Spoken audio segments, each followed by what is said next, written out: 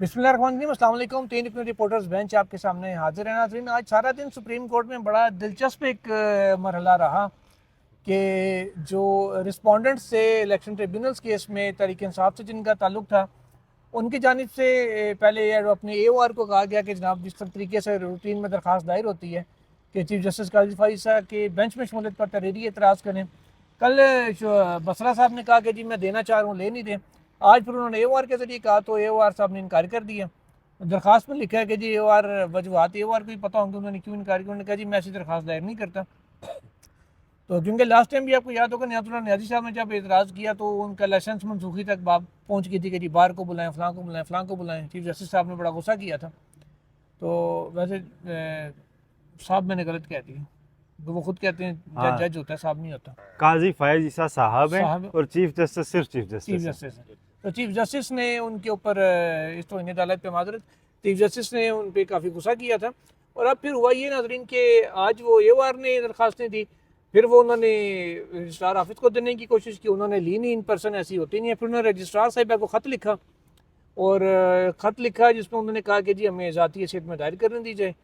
और बाद में फिर इतला आई सोहेल साहब की जी वो दायर करके शौकत बसरा साहब और 9 में से 5 रह गए थे बंदे, क्योंकि राजा राशिद हफीज़ साहब अभी तक रुपोश हैं, वो सामने नहीं आ सके। तो वो भी इस केस में रिस्पोंडेंट हैं, तो वो खुद सामने नहीं थे, उनके वकील ने भी, क्योंकि इनके एक ही हैं।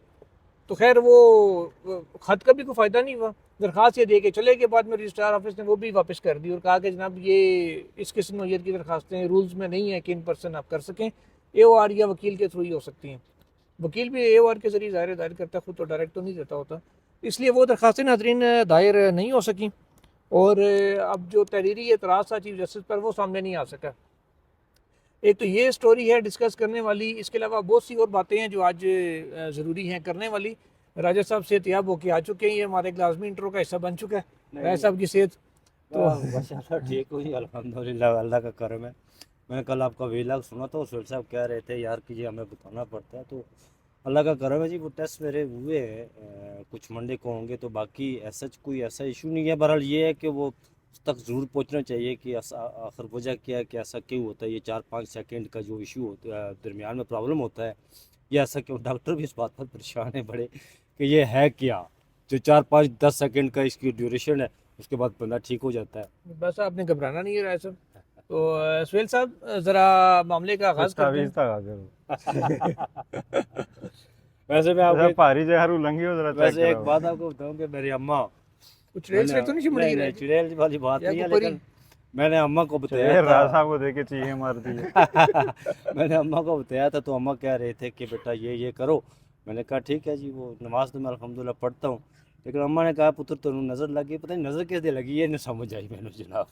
ओके, बहरहाल जी कोई राय साहब को नज़र लगा गई है या राय साहब किसी की नज़र में आ गए, राय साहब की नज़र में कोई आ गई, ये अब ये इंक्वायरी में तय होगा, GIT इस पे के ऊपर बनानी पड़ेगी। सुहेल साहब खबरों की तरफ आते हैं जी। जिन खबर से मैंने आगाज़ किया है उसके अलावा जो माल आपके पास है उससे शुरू करते हैं। नहीं, जिन खबरों से आपने शुरू किया है आज माल उसी से रिलेटेड है। एक तो पाकिस्तान तहरीक इंसाफ ने जो लीगल स्ट्रेटजी अडॉप्ट की है, अब पहली बार ये लगा है कि वो, अब ये अच्छा या बुरा है उनका ये तो अलग चीज़ है, पहली बार लगा है कि वो एक यूनिफॉर्म स्ट्रेटजी में आए। यूनिफॉर्म स्ट्रेटजी ऐसे है कि अब PTI चाहती है कि चीफ जस्टिस काजी फायज साहब उनका कोई केस डिसाइड ना करें, या सुने ही ना, या सुने तो डिसाइड ना करें। अब इसकी स्ट्रेटजी तो सोने के देखिए, डिसाइड कैसे ना करें फिर, अलग मैं हो जाए बताता बेंच। हूँ आपको। केस डिसाइड कब होता है, जब मेन पिटिशनर आर्गू करे, मेन पिटिशनर का वकील छुट्टियों पर हो, एडजमेंट मांग ले, तो अब कोर्ट बैठेगी 19 अगस्त को। कोर्ट के सामने 2-3 चीज़ें होंगी। कोर्ट के सामने ये होगा कि जनाब एक तो मेन अच्छा पिटिशनर की राजा एडजमेंट है, साहब पिटिशनर नहीं, रिस्पोंडेंट है। पिटिशनर सुने इसमें ना, इलेक्शन कमीशन है। इलेक्शन कमिश्नर है ना, लेकिन हामिद खान साहब किसके वकील हैं? सलमान अकरम राजा के सलमान रिस्पोंडेंट। अकरम राजा के वकील हैं। हाँ जी, सलमान अकरम राजा ने खुद एक दरख्वास्त दायर की हुई है हाँ जी, इल्तवा की। एज पार्टी कि जी मैं उस ट्रिब्यूनल में मेरा केस लगा हुआ है मेरे हल्के का, तो बिल्कुल। आप ये ख़त्म करें। अब वो दरख्वास्त होगी, सलमान अकरम राजा साहब भी होंगे, मेन केस आर्गू करने के लिए हामिद खान नहीं होंगे, उनके इल्तवा होगा, तो केस डिसाइड तो 19 को नहीं हो सकता। ठीक है, इसी दौरान एतराज़ात फाइल किए जा रहे हैं जो लिए नहीं जा रहे। अब मेरा ख्याल है ये ओपन कोर्ट में होगा। अब दो चीज़ें होंगी, एक एतराज़, दूसरा ये कि अगेंस्ट हमारे पिटीशन डिसाइड ना हो सके और हाँ। स्टे वेकेट कराने की कोशिश की जाएगी। अगर हो जाए तो वेल एंड गुड, नहीं होता तो भी कम से कम केस डिसाइड नहीं होगा। तीसरा एतराज़ होगा चीफ जस्टिस साहब के ऊपर कि जी आप, नहीं साहब नहीं, चीफ जस्टिस के ऊपर कि जी आप उठ जाएं, इस बेंच से अलग हो जाएं। अगर वो भी नहीं होता तो चौथा एक ही रह जाएगा, तो पूछा जाएगा अच्छा इलेक्शन कमीशन आपकी मुलाकात हुई chief justice Lahore high court से तो क्या निकला? वो कहेंगे जी कि वो कहेंगे जी कि वो मैंने रिपोर्ट दी है कि वो उसी अपने पुराने जजेस पर कायम है और हमें वो बारे खाते हैं नहीं खाते वो भी अपना बताएंगे। फिर उसके बाद जो असल चीज़ है इस केस की, इसमें पीटीआई का होना ना होना भी अहम नहीं है। इसमें सुप्रीम कोर्ट ऑफ पाकिस्तान ने ये देखना है कि हाई कोर्ट्स की कोई अथॉरिटी इस मुल्क में बाकी रहनी है या नहीं रहनी। बिल्कुल। हाई कोर्ट के जजेस का कोई वकार होगा या नहीं होगा। और हाई कोर्ट का जज जज क्या हाई कोर्ट का जज बात कर रहे हैं। एक मिनट क्या हाई कोर्ट का जज ठीक है या नहीं, ये इख्तियार इलेक्शन कमीशन को देना है या ये सुप्रीम जुडिशल काउंसिल या वो आईनी एक स्ट्रक्चर है उसी के पास रखना है? क्योंकि इस वक्त इलेक्शन कमीशन कह रहा है जी हाई कोर्ट के फलां फलां फलां जज ना सुने, ये हमें कबूल नहीं है और केस भी हम, इल्ज़ाम भी हम पे है, डिसाइड उसने ये करना है तो हमारी मर्ज़ी का जज दें। अब चीफ जस्टिस पाकिस्तान ने ये देखना है कि अदलिया की अथॉरिटी बाकी रखनी है या इलेक्शन कमीशन इतना बड़ा आईनी इदारा हो गया है कि उसके आगे सारे आईनी इदारे हैं, आईनी हाई कोर्ट, आईनी सुप्रीम कोर्ट, आईनी सुप्रीम जुडिशल काउंसिल, सारे हेच हो गए। सर साहब और बात सुने आप इलेक्शन यार, वो कमीशन बात बड़ा कर रहे हैं कि चीफ जस्टिस ऑफ पाकिस्तान ने ये देखना है। ये 2-3 दिन कबल वो जो फैसला हुआ था दोबारा गिनती वाला और वो सीटें नून लीग को दे दी गई थी, उस फैसले में चीफ जस्टिस ऑफ पाकिस्तान ने क्या लिखा है? उस फैसले में तो चीफ जस्टिस ऑफ पाकिस्तान ने यही लिखा है ना जी कि हाई कोर्ट के जजेस को ये अख्तियार ही नहीं है कि वो ये काम कर। हाई कोर्ट को तो उन्होंने बुलडोज कर दिया वहाँ पर उस फैसले में। आप कह रहे हैं कि हाई कोर्ट का वकार बहाल रहेगा या नहीं रहेगा? पर चीफ जस्टिस ऑफ पाकिस्तान के नज़रों में ये जो सामने हमारे बिल्डिंग नज़र आ रही है ना इलेक्शन कमीशन ऑफ पाकिस्तान की, ये सुप्रीम कोर्ट ऑफ पाकिस्तान से बहुत बड़ा आईनी इदारा है। चीफ जस्टिस ऑफ पाकिस्तान बारहा ये बात कह चुके हैं अपने फैसलों में, अपने रिमार्क्स में। अभी जो रिसेंटली उन्होंने फैसला दिया है उसमें ये बात कह चुके हैं जनाब कि इलेक्शन कमीशन ऑफ पाकिस्तान एक आईनी अदारा है, उसकी आपको तकरीम करनी चाहिए। अब देखें जस्टिस जमाल मंदोखेल, जब ये इलेक्शन ट्रिब्यूनल वाला मामला लगा था तो जस्टिस जमाल मंदोखेल ने यह कहा था, उनके ये अल्फाज है, उनके ये रिमार्क्स है एवं कि मेरे सामने अगर मैं किसी हाई कोर्ट का चीफ जस्टिस होता तो मेरे सामने अगर ये मामला होता, इस तरह का होता, तो मैं बैसियत चीफ जस्टिस वही काम करता जो उस वक्त जस्टिस शहजाद मलिक ने किया था लाहौर हाई कोर्ट वालों ने। तो चीफ जस्टिस साहब ये कह रहे हैं नहीं, आप गलत कह रहे हैं। चीफ जस्टिस साहब अपने फैसलों में ये कह चुके हैं मतअद्दद मरतबा, अभी रिसेंटली वो लिख चुके हैं कि आप गलत कह रहे हैं।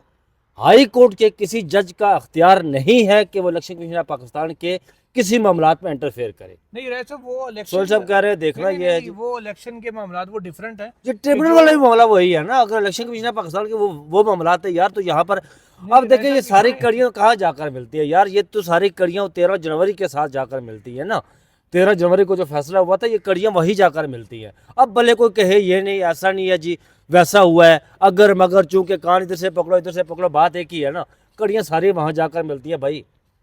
अच्छा वैसे साहब इलेक्शन कमीशन एक आईनी इदारा है और हाई कोर्ट भी एक आईनी इदारा है। यहाँ पे मामला हाई कोर्ट जजेस से ज़्यादा हाई कोर्ट के चीफ जस्टिस के इख्तियार का है कि किस जज को किस रजिस्ट्री में उसने लगाना है, क्योंकि इस्लामाबाद हाई कोर्ट एक ही है, इस्लामाबाद में रजिस्ट्रियाँ तो है नहीं। आज इस्लामाबाद हाई कोर्ट ने वो Lahore high court 190 million pound वाला भी वो फैसला समाज के लिए मुकर्रर कर दिया जी। हाँ जी, उस पर आते हैं रह सब, उस पर भी आते हैं। लाहौर हाई कोर्ट की रजिस्ट्री हैं, मुल्तान में है, उधर बाकी एरियाज़ में है, यहाँ रावलपिंडी में है। इस सारे एरियाज में जब रजिस्ट्री उनकी मौजूद है तो उन्होंने ये तय करना है ना कि हमने चीफ जस्टिस ने यार मैंने किस जज को काम भेजना है। वहाँ प्रैक्टिस एंड प्रोसीजर तो है नहीं। सिंध हाई कोर्ट की रजिस्ट्रियाँ मुख्तलिफ हैं, शहरों में हैं, हैदराबाद में हैं और लड़काना में हैं। तो चीज़ ये है कि ये अब इलेक्शन कमीशन डिसाइड करेगा कि हमने कौन सा जज कहाँ लगाना है। इस हद तक अगर इंटरफेरेंस की आईनी इदारे में दे दी गई तो चीफ जस्टिस हाई कोर्ट भी तो एक आईनी अहदेदार है। खुद चीफ जस्टिस ने ऑर्डर में लिखा था कि वो भी आईनी अहदेदार हैं, ये भी आईनी आपस में मिल बैठ के तय करें। अब आईन इसमें से किसको पालता रहा है? हालांकि high court chief justice high court के इख्तियार से भी ज़्यादा ये उस जज की इज्जत का मामला है जिसके ऊपर इख्तियार सिर्फ 2 हैं। एतराज़ होता है तो ये सुप्रीम कोर्ट के हाई कोर्ट्स के फैसले मौजूद हैं, कोई ऑब्जेक्शन करता है अगर आपके ऊपर तो इट्स फॉर जज टू डिसाइड कि मैंने रिक्यूज़ करना है या नहीं करना। ठीक है। और दूसरा, अगर उसका कोई ऐसा कंडक्ट है कि लगे कि जी नहीं ये आप जज रहने के काबिल नहीं है, तो वो काबिल है या नहीं है, ये सुप्रीम जुडिशल काउंसिल ने फैसला करना है। कोई तीसरा इसमें आता ही नहीं। इलेक्शन कमीशन कहता है कि नहीं हम फैसला कर सकते हैं कि किस जज ने बैठना है किसने नहीं बैठना। ये इलेक्शन कमीशन का रोल ही नहीं है, ये इलेक्शन कमीशन को दिया ही नहीं जा सकता। ये ठीक एक है। और खबर है जी कि वो जो अहमद मीर साहब ने दरख्वास्त दायर की थी, आपके मुल्क में जो इंटरनेट और फायर वॉल और दूसरा तीसरा जो लग रहा है, वो इस्लामाबाद हाई कोर्ट में दरख्वास्त दायर की थी कि उसको रोका जाए, तो वो समाअत के लिए मुकर्रर हो गई है। पीर को इस केस की समाअत होगी। कौन से बेंच हैं ये तो बताएं ना। ये बेंच बेंच देखना बड़ा अहम है।